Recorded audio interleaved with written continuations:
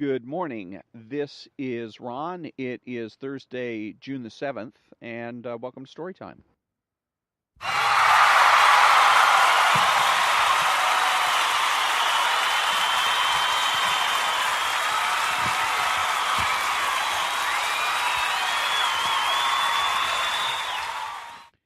And thank you. And let me double check here because I always have a tendency to get my dates wrong. Let's see. Yep, Thursday, June the 7th. Okay, so we've make sure that so I don't have to go back later and edit or something like that since I star and produce in my own show. But I'm Ron. I'm the host, and I am the only true conservative in the United States of America because I'm the only person that makes the presumption for the status quo. And anyways, one of the things I was thinking about was, and what I want to start doing in my show, in incorporating into my show, is positive things about politics. In other words, too often, what happens with as a matter of fact, daily with the Rush Limbaugh and Sean Hannity is that they and the others is they dwell on the negatives.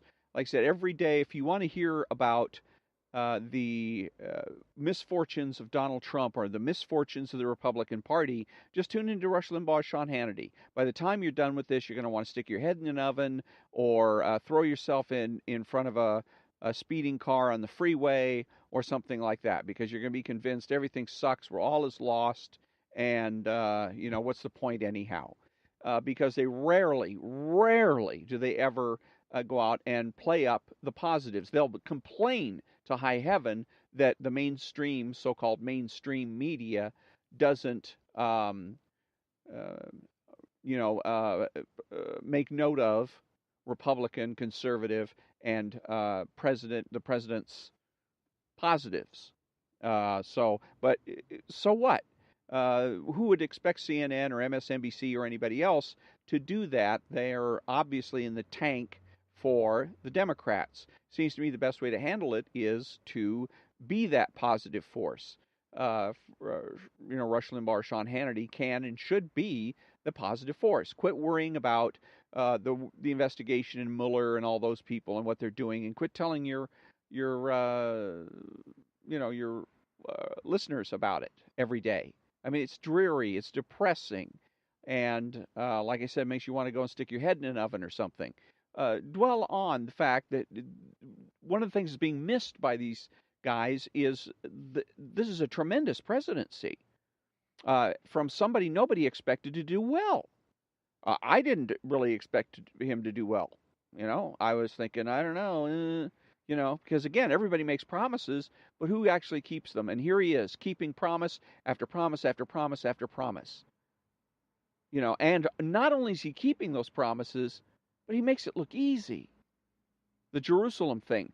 At least three other presidents failed to do it. It's four then. It'd be Obama, President Obama, President Bush, and President Clinton. No, so it'd be three. I'm sorry. Three other presidents, because I think that, if I remember correctly, it was back in 94, 95, that Gingrich said that he actually passed, the bill to make transfer the embassy to Jerusalem, which was the capital of Israel. And no president until Donald Trump has been able to have the guts to actually move the embassy. All of them promised to do so in their speeches. Oh yes, when I get in there, I'm going to move the embassy. Blah blah. Not one of them did it. And you have two of those three of them. All three presidents had 8-year terms. 8-year terms, and not one of them got it done except for Donald Trump. And Donald Trump got it done halfway through his first term. So that's one of the things I want to start concentrating on doing to make up for the lack of positive information, and there's plenty of it. The economy looks like it's going to be, this year, the economists are saying it's going to be 4.8% growth. We had for 8 years, we didn't have 3% growth. Now we got, looks like we're going to have 4.8% this year, and who knows, might even be higher. the stock market is up, and et cetera, et cetera. He's getting the wall put up. It's being starting to put up right now. You know, promise after promise after promise that he's kept. He put a Scalia-like justice on the Supreme Court in Justice Gorsuch, and so it goes on and on. So I want to make sure that I do that from now on because that's again where the right aids and abets the left. They demoralize their own people. They demoralize their own voters, and then gee, we can't understand why we're having a hard time getting things done, why we're having a hard time getting people motivated, and and perhaps more importantly, why more people aren't becoming Republicans. Why aren't we getting more Republican and more conservative voters and activists than we do? So, um, anyway, so I'm going to concentrate on going ahead and doing that. Also, today, in my next segment, I'm going to be doing a new series of that I'm going to be doing. What I want to do is every day, every time I do an episode, we'll do it a little bit different. So I'm not always doing Ayn Rand. I'm not always doing Imprimis every day or Rush Limbaugh or whatever. So I got a little bit more variety. So one of the things I'm doing is there's a series of books that I find fascinating, absolutely fascinating, and it's called the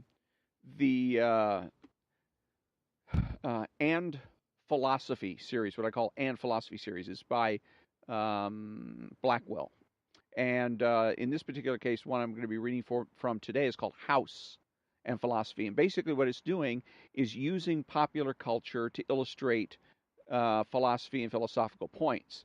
In most cases, it's not really getting it right, and I'll explain why later, but it's still fascinating reading, and I think it's going to be fascinating to listen to. So when I come back, it's going to be House and Philosophy.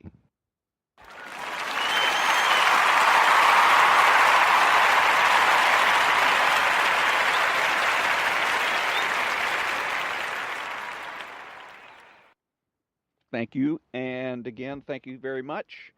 And so I'm back, and it's going to be, like I said, I'm reading the introduction and probably part of chapter 1 of House and Philosophy. And again, it's this popular culture series where you have Seinfeld and philosophy. You have The Simpsons and philosophy. There's all kinds of different TV shows in which they look at the TV show through a philosophical lens, or allegedly through a philosophical lens, and I'll explain later.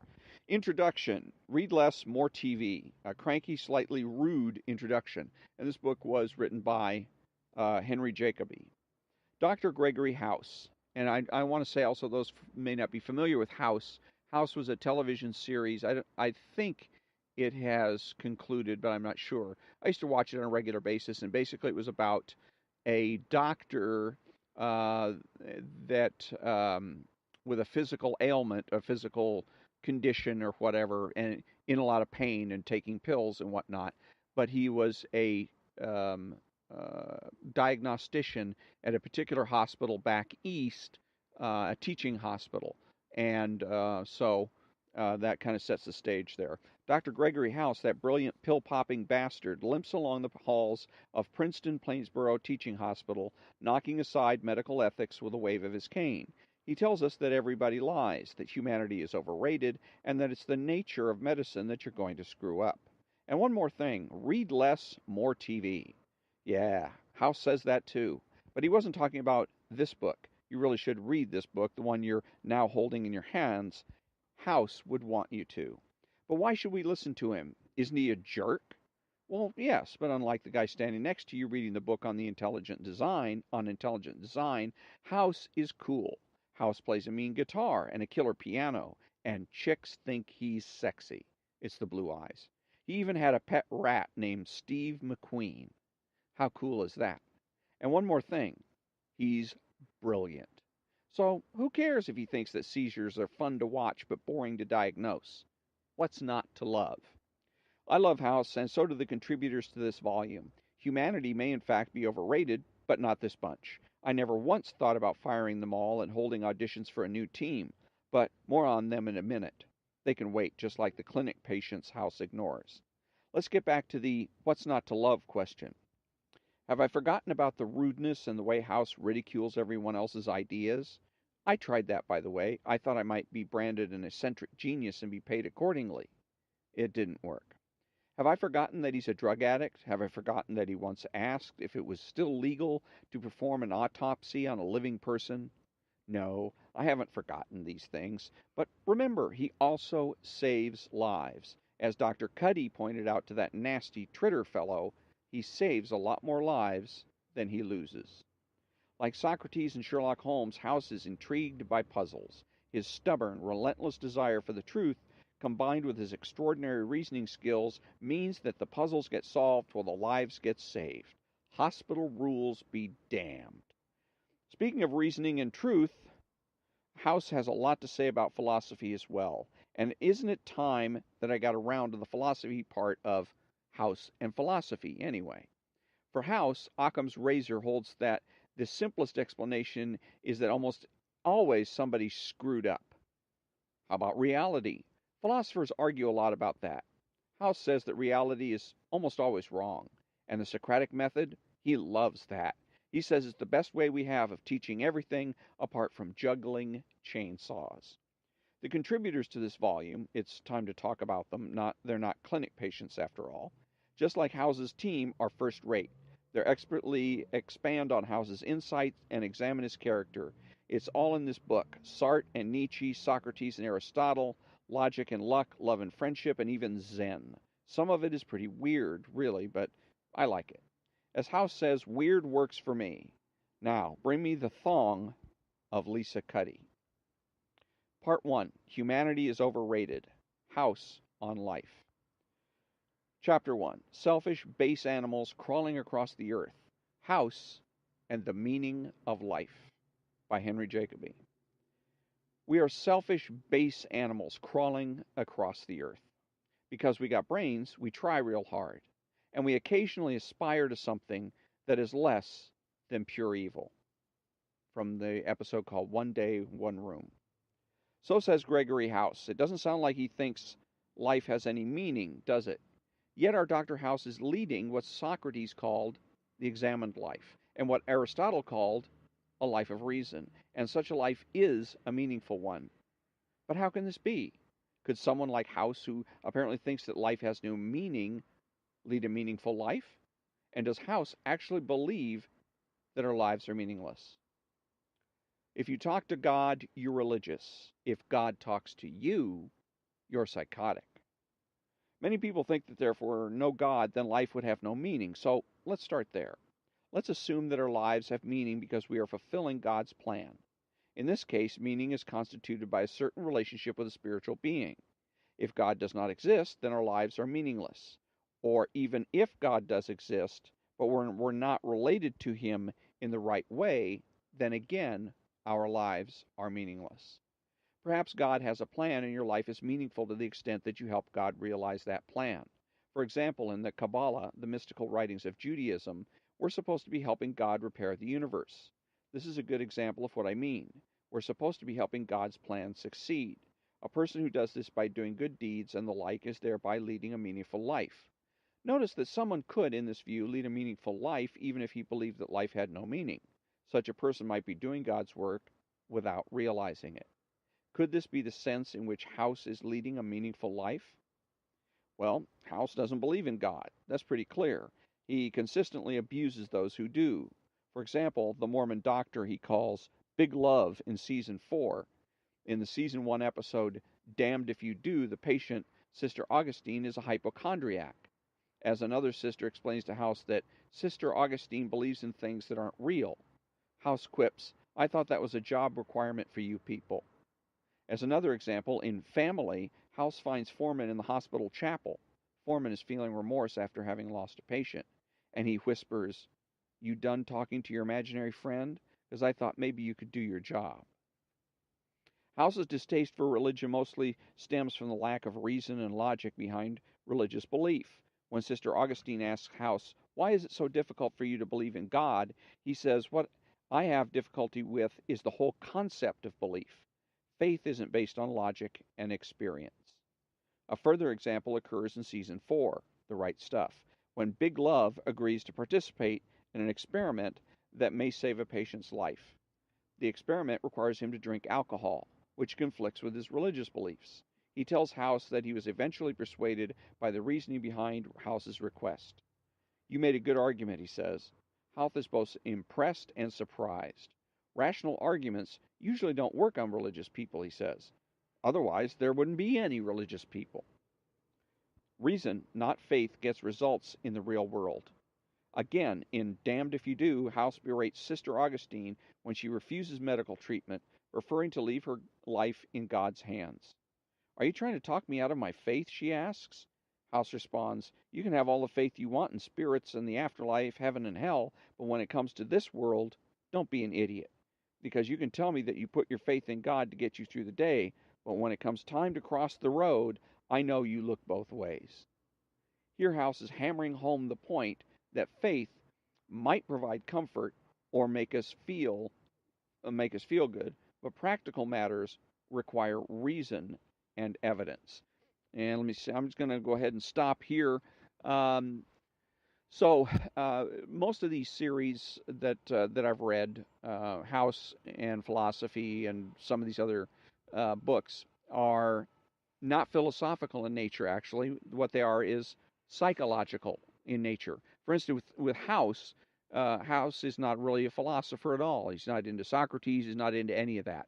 What he's really into is power, and he's into uh, power by the use of psychology to manipulate and or bully and intimidate people to do what he wants, either to motivate them to do something he wants done, or very often to motivate them to get the hell out of his way. He's a guy that's against a lot of hospital and other rules and regulations, but it is people that enforce those rules and regulations, and so it is people that he has to either manipulate or bully and intimidate in order to be able to get his way. And that's really what his technique is about. That's what he actually does.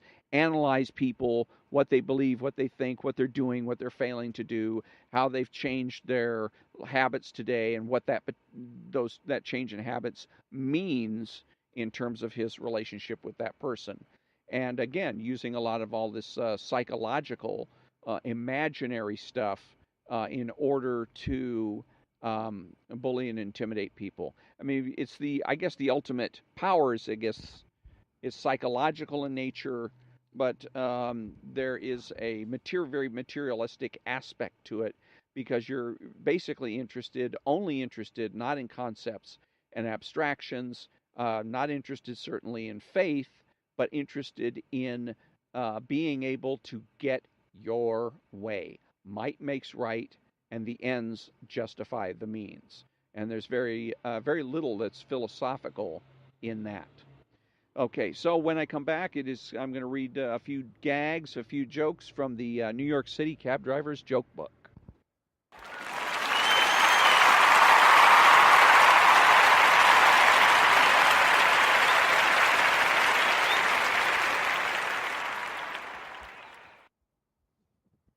Okay, thank you very much. Welcome back. And this is the New York City Cab Drivers Joke Book by Jim Peach.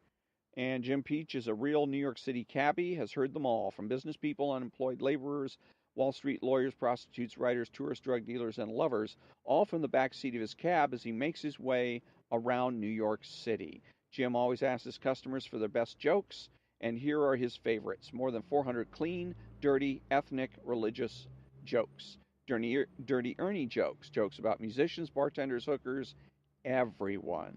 The New York City Cab Drivers Joke Book also includes true stories about Jim's writers and original illustrations by Jim himself, the cabbie with the best collection of jokes in New York City. A man is crawling along in the desert when he suddenly sees another man approaching on a camel. When the rider gets close enough, the crawling man says, "Please, can you help me? I need some water." "I'm sorry," says the man on the camel. "I don't have any water, but I can sell you some neckties." "Ties," says the man. "I need water." "I'll sell you one for $4. "I need water," says the man. "All right, two for $7, says the man on the camel. Please, says the man, can you tell me where the water is? Okay, okay, says the other man. You crawl down about 3 more miles straight ahead, just the way you're going. After about 3 miles, you're going to get to a stone. When you get there, you're going to turn left. Crawl another 3 miles, and you'll get to the oasis. Are you sure you don't want to buy a tie, though? 3 for $10. That's the best I can do. But the man just gets slowly to his feet and starts staggering toward the water. The man walks and walks and walks. Then he begins crawling again until finally he gets to the stone. He brushes the sand off it, and he sees an arrow pointing to the left. So turning left, he crawls on until he sees some palm trees. He gets up on his feet and starts stumbling towards the oasis. There is a man standing at the oasis, and the thirsty man asks him, "Is this the oasis? Can I get water here?" "Oh, sure, there's plenty of water here," says the other man. "Oh, great," says the man as he starts to stagger toward the water hole. "I'm sorry," says the other man. "Ties required." If athletes get athlete's foot, what do astronauts get? Mistletoe. Statues of beautiful naked women and a handsome naked man stand facing each other, of a beautiful naked woman and a naked man stand facing each other in a park. One day an angel comes down and tells them, "Since you have both been standing here patiently looking at each other for 20 years without ever being able to do anything, I am now going to give you 15 minutes to be real human beings, to do what you want." Suddenly the two statues become flesh and blood. Immediately they run off behind some bushes. The angel sees the bushes shaking and hears the loud rustling of leaves and lots of giggling.